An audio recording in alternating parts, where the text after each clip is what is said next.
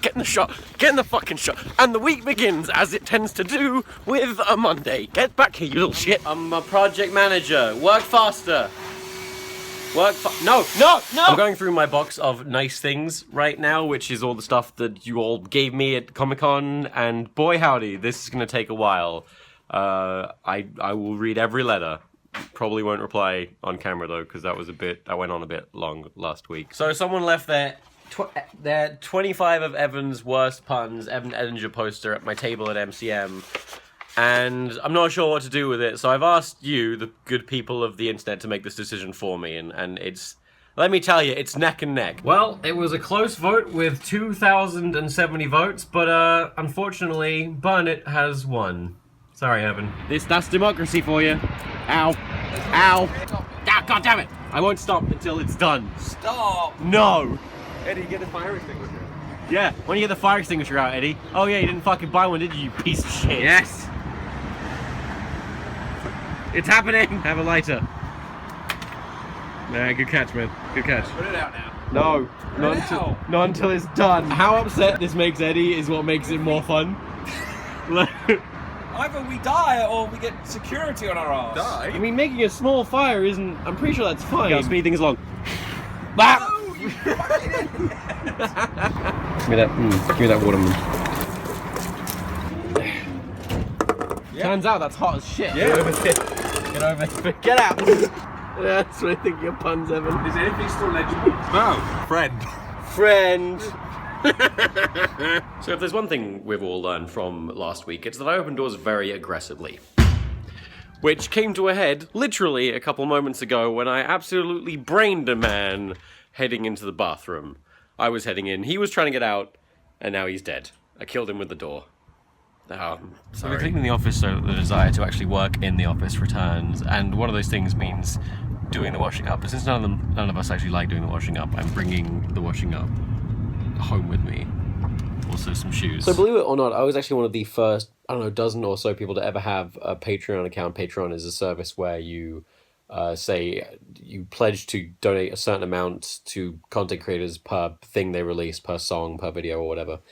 And I've had my account for years, I think 3 or 4 years, pretty much as long as Patreon's been around. I just decided to say that I'm going to request that my account be deleted. I don't really want to do it anymore because the plan was always to just have the lowest amount possible, requested. I was only asking for $1 per video, and if you donated any amount, then you would get access to a kind of behind the scenes feed where I would be posting scripts, working drafts, stuff like that. But what I found is that by and large, people didn't want to see that stuff. They didn't actually, they didn't like ruining the magic. And the only thing anyone was getting out of the service was just me getting some money, which is not really, what I wanted to do, which is why, again, I made the donation amount just $1. It was kind of like, the plan was to just be like, you'd be a member of the deluxe behind the scenes TomSka club, I don't know, whatever. But seeing as that's not really the service that anyone really wants, I think I'm just going to take the account down. If you do want to support me, then, as usual, just buy a t-shirt or anything, or come by at MCM. But, yeah, thank you to everyone who did donate to my Patreon and posted comments on there. But, yeah, I think it's time to move on from that chapter in my life. So, bye, Patreon. Bye-bye.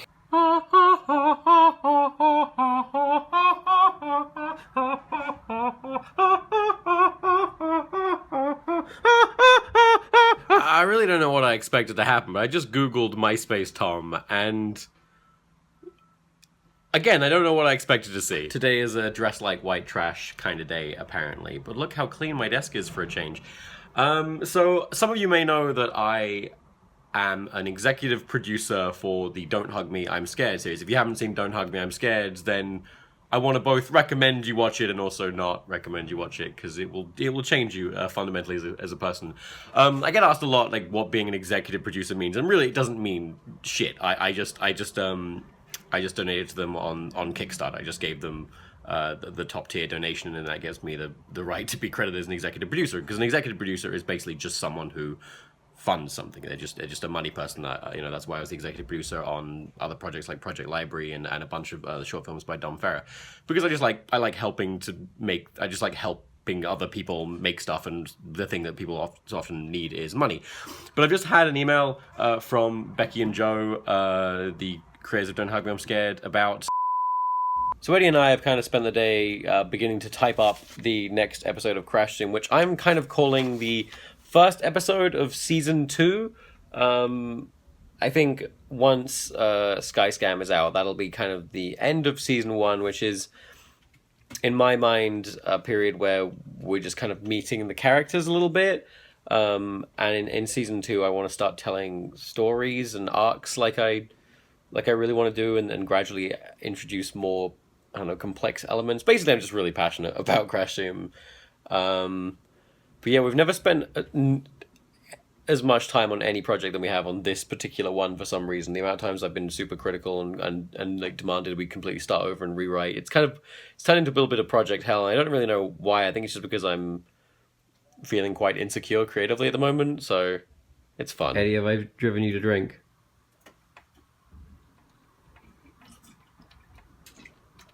Oh, Jesus. Right. I'm gonna sleep in the office tonight. Because I don't really want to go home. I don't really like being home that much. Not alone. I kind of prefer being in this room. This room makes sense to me. I know what I am in this room. I know what I'm supposed to do in this room. So I'm gonna stay here tonight. Seems like the right thing to do.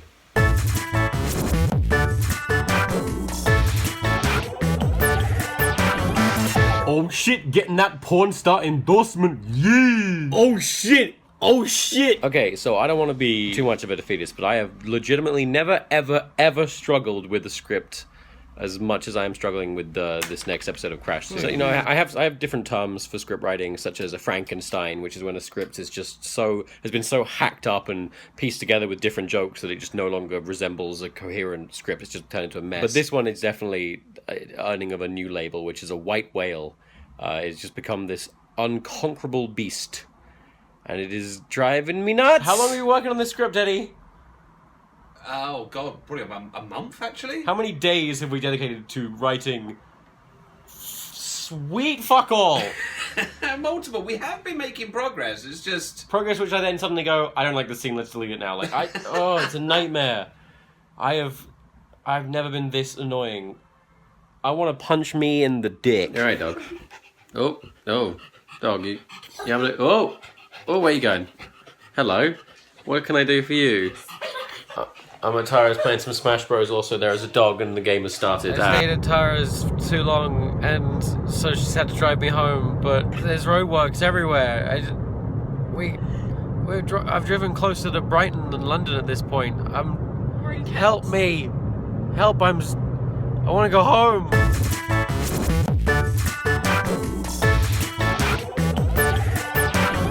Right now, Elliot is editing together, putting everything together for Magical Dream Bed, a video which I am so crazy nervous about. I haven't really talked about it yet, but Magical Dream Bed is a video that I basically wrote and recorded back in 2012, but quickly abandoned. 4 years later, I've rebooted it and and it's finished now, and we're getting ready to upload it. And I am so nervous. I genuinely have no idea how this video is going to be perceived. Like, if people are going to like it, if people are going to freak out about it. It's very 2012 TomSka, and I honestly have just no idea. All I really know is that Sven's done an amazing job animating it, and it's fucking weird. Make that thumbnail.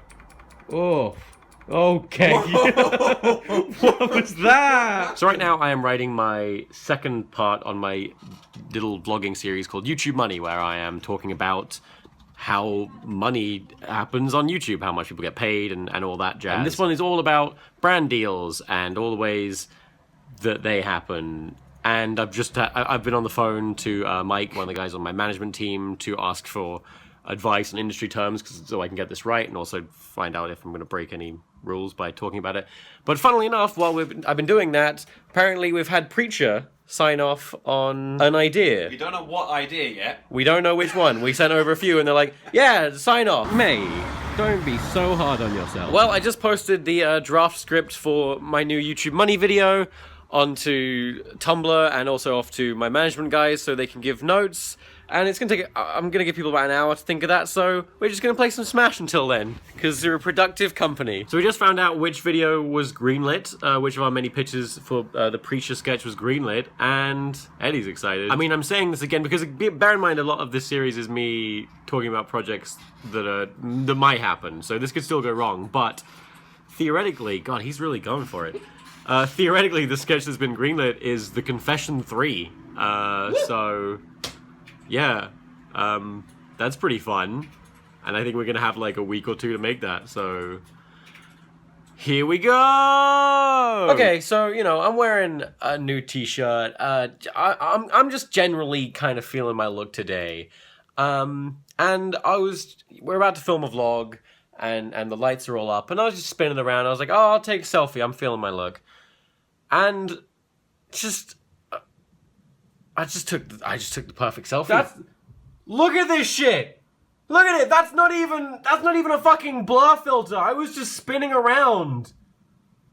Look at what the fuck. I just fucking gotta. Oh god. Oh fucking shit. Yeah. Have you seen my fucking selfie? No, I don't want to. Have you see your face enough? Get the phone out and look at it. Look at the. It's done. I've finished.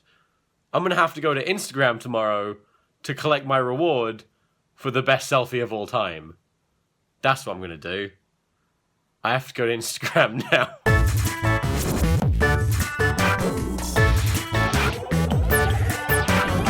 Some chocolate on you. Some chocolate on this. Oh yeah, I'm uncomfortable. Oh shit. Oh shit. World star. World star. Wait. World star. Oh. Oh, fuck him up. Oh wait, it's rape. It's rape. I'm filming rape. So, as I mentioned yesterday, I took the greatest selfie of all time, which is why today I am here at Instagram to collect my award for the greatest selfie of all time. Hi, yeah, I'm here to collect my award.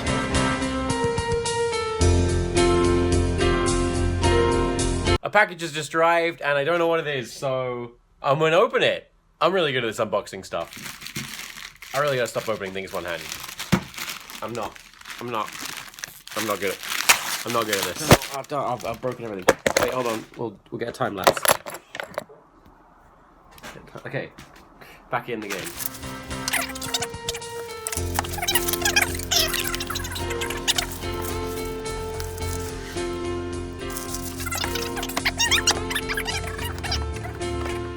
Tissue paper.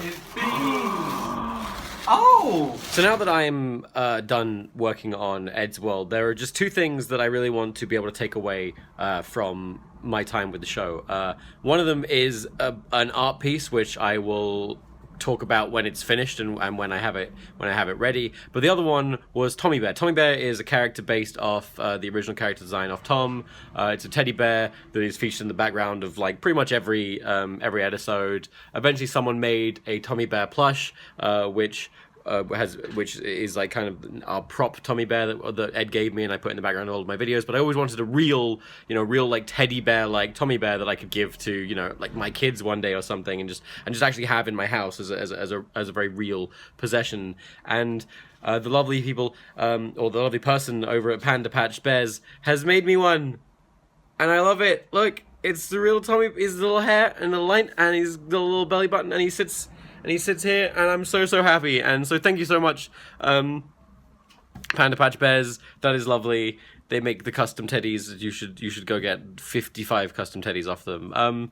Like this is quite a special thing for me. So it's like it's one of those things where like I do want it to be a one-off. Like I'd be sad if it got turned into merchandise or anything. Like, so this is mine. This is mine.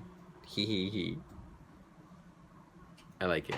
I'm happy. Thank you. See, I have a really stupid sense of humor, which I don't really know how to describe it, but I've just tweeted pretending that if you give me £10 to a GoFundMe page that doesn't exist, I'm going to follow you on Twitter. And I'm just doing it because I love the chaos, and I just want to see what happens. I've just realized that literally anyone could make that GoFundMe page because it doesn't exist, and then and then I'd look like kind of a dickhead. So I'm gonna try and make the GoFundMe page, and then deactivate. This joke went. I just fucked. I'm so stupid. So I know it was only a matter of time before someone actually registered the URL GoFundMe/TomSka follow. Sure enough, someone has registered with I will follow TomSka on Twitter if I raise £10.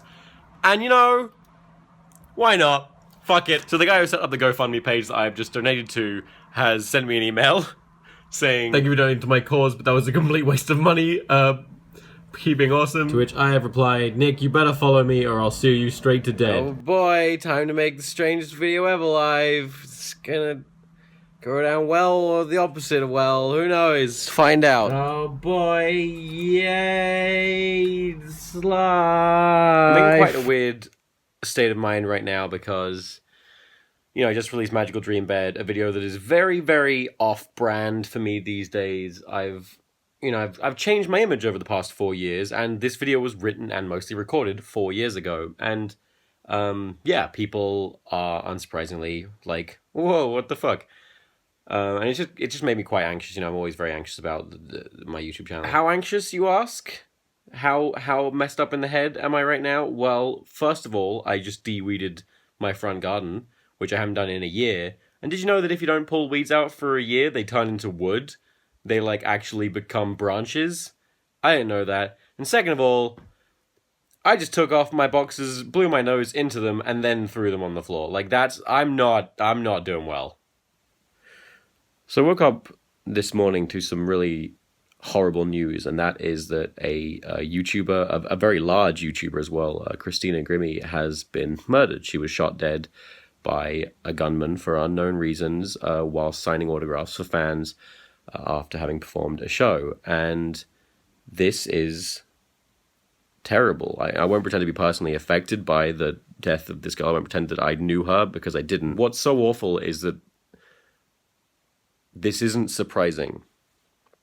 It's terrible, but it's not surprising. I myself have been saying for years, mostly behind closed doors, that it's not a matter of if a YouTuber will get murdered, it's a matter of when it will happen. You look at the pandemonium surrounding some of these people, you know, the millions of fans, the screaming crowds, and, you know, and then you also look at how incredibly accessible YouTubers are as people. You know, if all you have to do is queue for a couple hours, and you can definitely meet anyone, and you know, all it takes is one crazy to just kill someone.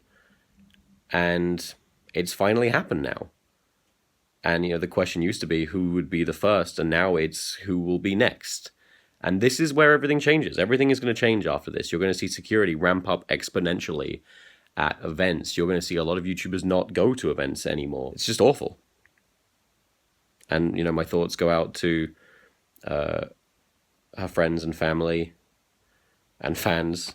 And yeah, this is just terrible. And I'm so sad this has happened, but also in no way surprised. Oh dear. I just went to a barbecue with Charlie's friends. There she is. Hello. Hi. Cut to footage of that, I guess. Why not? See, I don't think there's any point in dating a girl if she doesn't have a dog. Yum, yum. Oh, you're such a beautiful doggy. So I've had a nice day. I hung out with Charlie. We went to a pet store, and I swore at some animals, as I like to do. I bought a book about pugs. Then I travelled back down to London and played Dead of Winter at Elliot and Sammy's, and that was all lovely. But that's not what I want to talk about today, because today we saw the biggest terror attack in the US since 9/11, and all because some piece of shit just decided to go kill some other human beings because he just didn't like them being gay, didn't like them being LGBTQ, and unsurprisingly, like I'm sure it has with a lot of people, it's filled me with a lot of thoughts and opinions, and I'm going to talk about those now. Specifically, I'm going to talk about guns. Yes, we're going to talk about guns. Me, this guy. And I like guns. I think they're cool. I like playing video games with guns. I like watching movies with guns. And I like making videos with guns. And that's not gonna stop, really. But that's because that's fiction. Because there's camera angles and editing and original music compositions and sound design. And I think people know the difference between fiction and reality. But on my second channel, here, where it's really me and I'm really talking about the stuff that I feel and the things I believe in, I have, since the get-go, vlogged in front of a wall of guns. A wall of prop guns. And my philosophy has always just been, it's just a cool background. It's just a cool thing of things that I think cool, and people shouldn't associate the two. But I can no longer, in good faith, keep doing that, because when I'm standing there talking about things I believe in, it now just seems so mental to do that in front of a backdrop of symbols of war and death and destruction. Unsurprisingly, things that I don't believe in. And I just can't keep doing that. I don't want people to, even in the smallest way, associate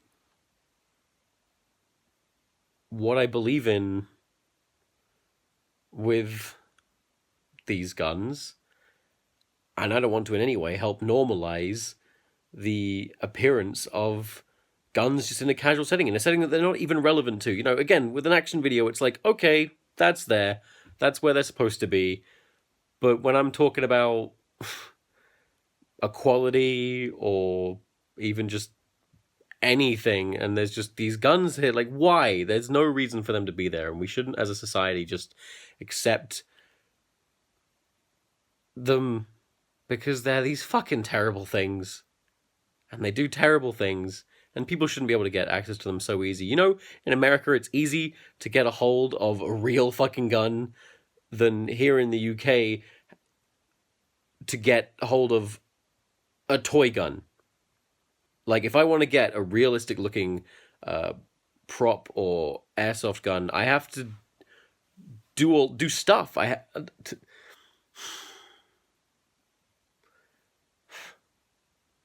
I'm not going to get too political,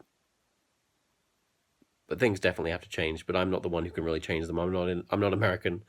I can't go out and vote. But what I'm going to do, all I can really do, is remove the guns from my vlogs at least, which I know is stupid and petty and isn't really going to achieve anything, but that's what I'm going to do. My thoughts go out to the families of the dead, and to the LGBT community as a whole, because this is terrible and this keeps happening. And it really shouldn't. And I hope things get better soon, and I hope that if you are in America, you help make sure something happens.